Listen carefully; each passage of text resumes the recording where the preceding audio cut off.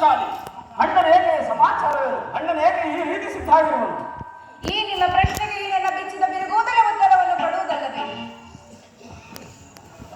ಹೋಗುದು ಸಮಯಕ್ಕೆ ಸರಿ ಹೋಗಿ ಬಂದೆ. ಈಗ ನನಗೆ ಯಾರಲ್ಲಿಯೂ ಕೋಪವಿಲ್ಲ. ಅರ್ಜುನನ ಸಮ್ಮುಖದಲ್ಲಿ ನಿನಗೊಂದು ವಿಚಾರವನ್ನು ತಿಳಿಸಬೇಕೆಂದಿದ್ದನು. ಅದನ್ನು ನಿಮ್ಮಿಬ್ಬರ ಸಮ್ಮುಖದಲ್ಲೇ ತಿಳಿಸಿಬಿಡಬೇಕು. ಈ ಸಂಜೆಯ ಪ್ರಸ್ತಾಪವು ನಿಮಗೆ ಉಚಿತವಾಗಿ ಕಾಣಬಹುದು. ಅರ್ಜುನನು ಅದು ಬಯಸಬಹುದು, ಆದರೆ ನಾನು ಇನ್ನೊಂದು ವೇಳೆಯೂ ಸಹಿಸಲಾರೆ. ಯುದ್ಧಕ್ಕಾಗಿ ನಿನ್ನ ಅನುಮತಿಯನ್ನಾಗಲಿ ಅರ್ಜುನನ ಸಹಾಯವನ್ನಾಗಲಿ ನಾನು ಅಪೇಕ್ಷಿಸುವುದಿಲ್ಲ. ನಾನು ಮತ್ತು ಈ ನನ್ನ ಕಲೆ ಇವೆರಡ ಗುರುಕುಲವನ್ನು ನಿರ್ಮೂಲವಾಗಿ ನಾಶ ಮಾಡಬಲ್ಲವು. ನೀವು ನಿಶ್ಚಿತರಾಗಿ ಸಂಜೆ ಪ್ರಸ್ತಾಪವನ್ನು ಮಾಡುತ್ತೀನಿ. ನಾನು ನನ್ನ ಪ್ರತಿಜ್ಞೆಯಂತೆ ನಡೆಯುತ್ತೇನೆ. ನಿನ್ನ ಸಹೋದರ ನಿಲ್ಲು. ನಿನ್ನ ಕೋಪವನ್ನು ತಡೆಯುವ ಶಕ್ತಿ ನನ್ನಲ್ಲಿಲ್ಲ. ಕೋಪ ಮಾಡಬೇಡವಣ್ಣ. ಧರ್ಮಜನು ನಮಗಿಂತ ಹಿರಿಯರು.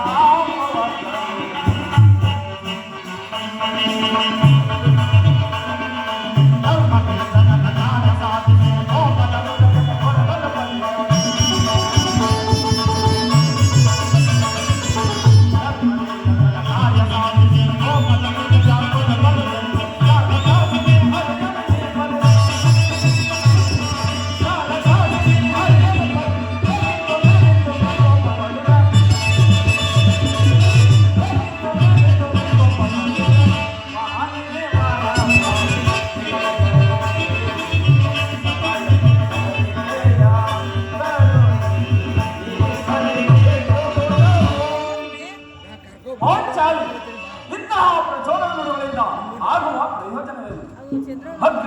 ಅಗ್ರಜನ ಅಭಿಪ್ರಾಯಕ್ಕೆ ವಿರುದ್ಧವನ್ನು ಆಚರಿಸುವುದು ಸರಿಯಲ್ಲ ಪಾಂಚಾಲಿ. ಇದಕ್ಕೆ ಏನು ಹೇಳಿದೆ ಪಾಂಚಾಲಿ? ಧರ್ಮವೆಂದು ಕ್ಷತ್ರಿಯರ ಧರ್ಮವೆಂಬುದು ಮರೆಯುವುದು ನಮಗೆ ಉಚಿತವೆನಿಸಿದ್ದಲ್ಲವೇ? ಆಫ್ ಮಾಡಿದ್ದ ಮತ್ತೆ ಮಧ್ಯ ಪಾಂಚಾಲಿ, ಇಲ್ಲದಂತೆ ಸಂರಕ್ಷಣೆಯು ಕೃಷ್ಣನ ಕರ್ತವ್ಯ, ಕ್ಷತ್ರಿಯನ ಕರ್ತವ್ಯ. ಅಂತಹ ಮ್ಯೂಸಿಕ್ ಬದಿದಾಗ ನೀನು ತಿಳಿದಿರಲಿ. ಜೂಮ್ ಮಾಡಿ ಮತ್ತೆ ವಾಪಸ್ ಮಾಡಿ. ಹಂಗೆ ಫುಲ್ಲೇ ಇರುತ್ತೆ. ಹೋಯ್ತವ್ರೆ ದೌರ್ಮಿನನ್ನು ಕತ್ತಿಗೆ ಕಳುಹಿಸಿ ಅಪಮಾನವನ್ನುವಿರಿ. ಪುನಃ ಪರಮಾತ್ಮನನ್ನು ಅಪಮಾನಕ್ಕೆ ಗುರಿಪಡಿಸಿರಲ್ಲ ಎಂಬುದೇ ನನ್ನ ಚಿಂತೆ. ಇದಾಗಿರಲಿ. ಏನಿ ಕೋಲಾಹಲ, ಏನಿ ಕೋಲಾಹಲ. ಅರ್ಜುನ, ನಾವಿನ್ನು ಹೋಗುವೆನು. ಈ ಸಂಧಿಯ ಫಲಾಫಲಗಳನ್ನು ಕೇಳುವುದಕ್ಕಿಂತ ನನಗೆ ಯಾವ ಪ್ರಯೋಜನವಿಲ್ಲ. ನಿಮ್ಮ ಪೌರಿಸದ ವರ್ತನೆ ಪುರಸ್ಕಾರವನ್ನು ನಿಮಗಿರಲಿ. ಪ್ರತಿಜ್ಞೆಯಿಂದ ನಡೆಯುವ ಸ್ವಾತಂತ್ರ್ಯವು ಮಾತ್ರ ನನಗಿರಲಿ. ನಾನು ಬರಬೇಕು. ಸ್ವಲ್ಪ ತಡೆಯಿರಿ. ಅಲ್ಲಿ ನೋಡಿ, ಎದು ಬಗ್ಗೆ ಬಂದೇ ಬಿಟ್ಟರು. ಅಣ್ಣ,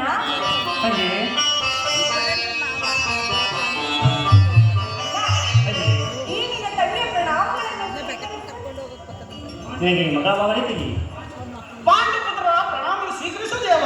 ಧರ್ಮಧರ ಹೇಗೆ ಮಕ್ಕಳ ಮಗನಿಗೆ ಪರಮಾತ್ಮ, ಹೋದ ಕಾರ್ಯ ಏನಾಯಿತು? ಹೋದವರು ಯಾರು ಕೃಷ್ಣನಲ್ಲವೇ?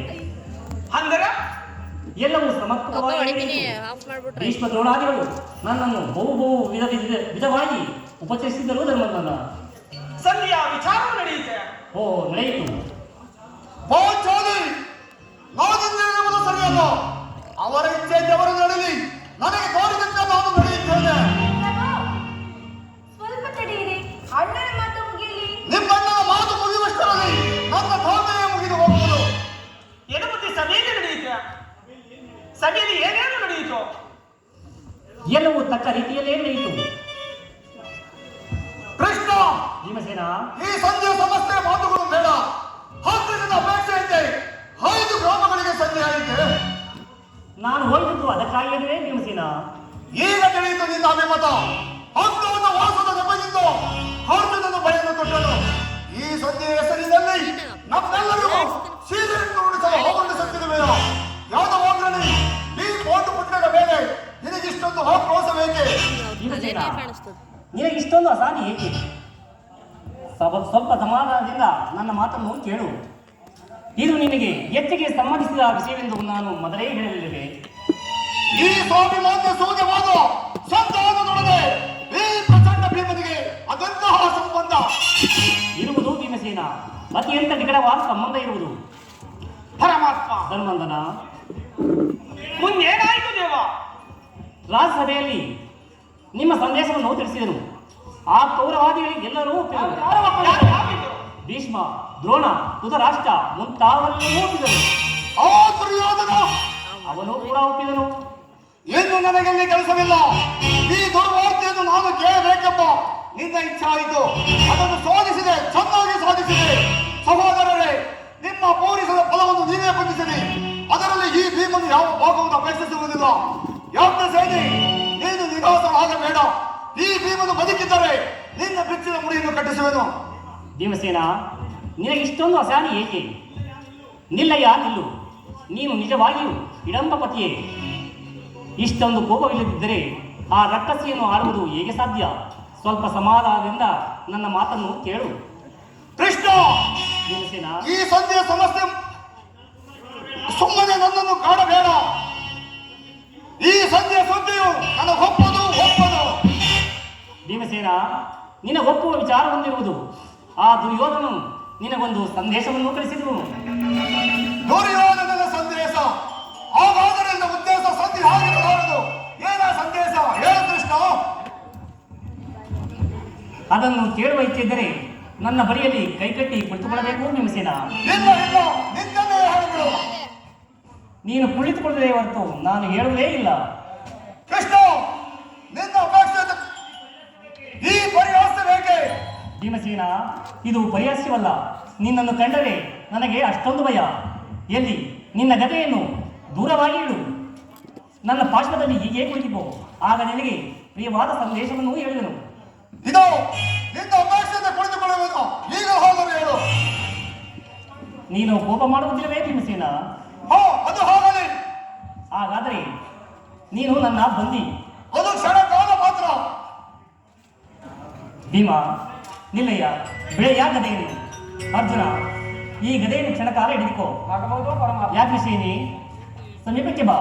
ಅಣ್ಣ. ತಂಗಿ, ನಾನು ಹೇಳಿದಂತೆ ಮಾಡಬೇಕು. ನಿನ್ನ ಮಾತನ್ನು ನಾನು ಎಂದಾದರೂ ಮೀರಿರುವೆನ? ತೆಗೆದುಕೋ ಈ ಹಗ್ಗವನ್ನು. ಈ ಹಗ್ಗದಿಂದ ನಿನ್ನ ಪತಿಯ ಕರಗಳನ್ನು ಬಂಧಿಸು. ಅಣ್ಣ, ಇದೇನು ಪರಿಹಾಸ್ಯ? ಪರಿಹಾಸ್ಯವಲ್ಲ ತಂಗಿ. ನಿನ್ನ ಗಂಡನ ಕೈಗಳನ್ನು ಕಟ್ಟಲು ಬರುವುದೋ ಇಲ್ಲವೋ ಎಂದು ನೋಡೋಣ.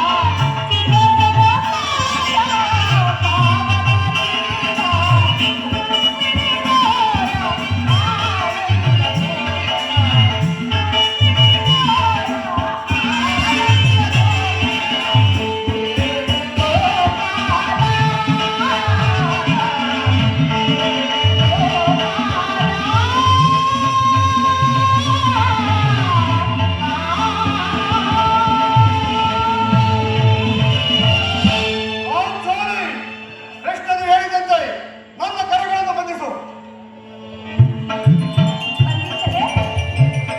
ಪಾಂಚಾಲಿ ಕಟ್ಟುಗಳಾಗು. ದೇವರ ಮೇಲೆ ಇನ್ನೊಂದು ಪ್ರಾರ್ಥನೆಯನ್ನು ಮಾಡಲೇ? ಬಂಧಿಸಲೇ ಪ್ರಭು? ಬಂಧಿಸುವೆನು.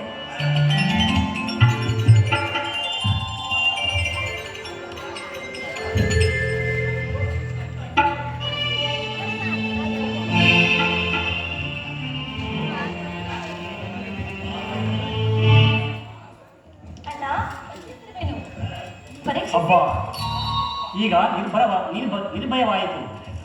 ಈಗ ಎಲ್ಲರೂ ನನ್ನ ಮಾತನ್ನು ಕೇಳಿರಿ. ಈಗ ಭೀಮನನ್ನು ಬಂಧಿಸಿರುವ ಹಗ್ಗವು ಆ ದಿನ ರಾತ್ರಿಯಲ್ಲಿ ನನ್ನ ಹಂಗಾರಗಳನ್ನು ಬಂಧಿಸಲಾಯಿತು.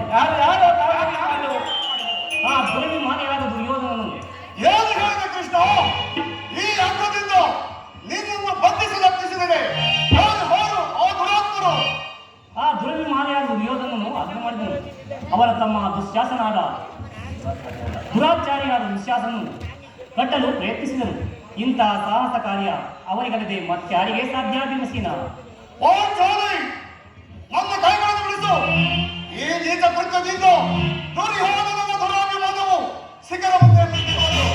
ನಮ್ಮ ಪ್ರಿಯ ಬಂಧುವಾದ ಶ್ರೀಕೃಷ್ಣ ಪರಮಾತ್ಮನನ್ನು, ಯಾದವಾಗ್ರಣಿಯನ್ನು, ಪಾಂಡವರ ರಾಯಭಾರಿಯನ್ನು, ಆ ಕುಂದಿ ಕೌರವವನ್ನು ಈ ರೀತಿ ಅಪಮಾನಪಡಿಸಿದ್ದೇನೆ. ಅಗ್ರಜ ತಲೆತೆಯಾದಂತೆ ನಿಮ್ಮ ಉತ್ತರವೇನು? ಬೇರೆ ಉತ್ತರದ ಪ್ರಶ್ನೆ ಇಲ್ಲ ಅಣ್ಣ. ಸಹನೆಯಿಂದ ಹೇಳಿ ಕಳಿಸಿದ ಸಂದೇಶವನ್ನ ತಿರಸ್ಕರಿಸಿ ನಮ್ಮ ಪಾಂಡವ ರಾಯಭಾರಿಯಾದ ಶ್ರೀಕೃಷ್ಣ ಪರಮಾತ್ಮನನ್ನು ಬಂಧಿಸಲೆತ್ತಿಸಿದ ಆ ದುರ್ಯೋಧನ ದುರಂಕಾರಕ್ಕೆ ಧಿಕ್ಕಾರ. ಇನ್ನು ಸಮರ ಕ್ಷೇತ್ರವನ್ನು ಪ್ರವೇಶಿಸಿ ಆ ಕುರುವಂದರಿಗೆ ತಕ್ಕ ಬುದ್ಧಿ ಕಲಿಸುವುದೇ ಪ್ರತ್ಯುತ್ತರ. ಇಷ್ಟು ಮಾತ್ರವಲ್ಲ ಭೀಮ, ಆ ದುಷ್ಟ ದುರ್ಯೋಧನನು ತಂದಾನಕ್ಕೆ ಕೊಟ್ಟ ಉತ್ತರವನ್ನು ಕೇಳಿರಿ.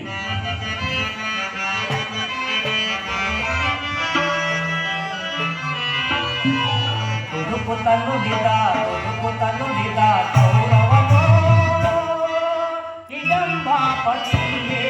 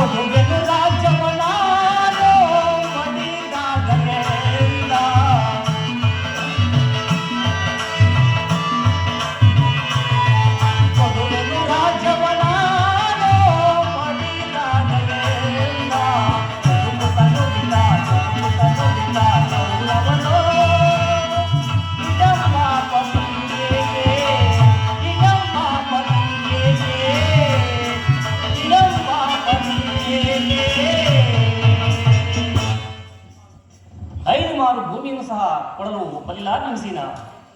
ನೀವು ಸಂಧಿಯನ್ನು ಅಪೇಕ್ಷಿಸುವುದಾದರೆ ಅದು ದೊರಕುವುದು ರಣರಂಗದಲ್ಲಿ, ಶಸ್ತ್ರಾಸ್ತ್ರಗಳ ಆಹ್ವಾನದಲ್ಲಿ, ವೀರ ರತಿಕರ ಘೋಷಣೆಯಲ್ಲಿ ಎಂದು ಹೇಳಿಯೇ ಬಿಟ್ಟ.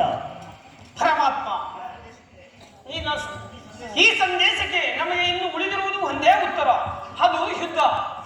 ವಾಸುದೇವ, ನೀನೇ ತಿಳಿದಿರುವೆ.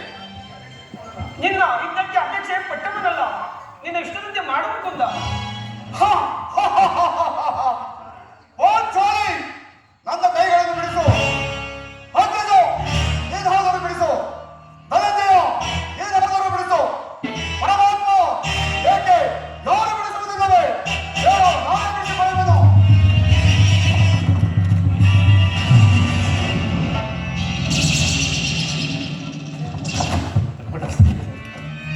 ಅರ್ಜುನ ಎಲ್ಲಿ ನಿನಗೆ?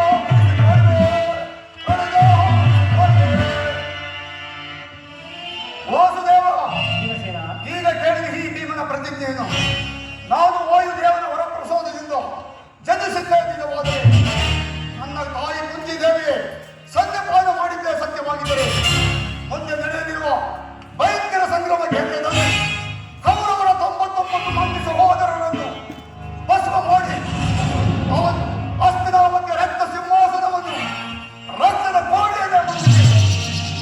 ಆ ದುರ್ಯೋಧನನ ತೊಡೆಯ ಮುರಿದು ಅವನ ರೋದ ಮುಕುಟವನ್ನು ಕಿತ್ತು ನೆಲ ಕಪ್ಪಳಿಸಿ ಈ ನನ್ನ ಹೆಡಗೋಲಿನಿಂದ ಒಂದು ಪುಡಿ ಪುಡಿ ಮಾಡಿ ಅವನ ತಮ್ಮ ದುಶ್ಯಾಸನನ ಎದೆಯನ್ನು ಬಗೆದು ಈ ಪಾಂಚಾಲ ಬಿಡುಗಡೆಯನ್ನು ಕಟ್ಟಿಸುವುದು. ಒಂದು ವೇಳೆ ನನ್ನ ಪ್ರತಿಜ್ಞೆಯು ಭಂಗವಾದರೆ ನನಗೆ ಹತ್ತಿ ಭಯಂಕರವೇ ನರಕವೇ ಪ್ರಾಪ್ತವಾಗಲಿ. ವಾಸುದೇವ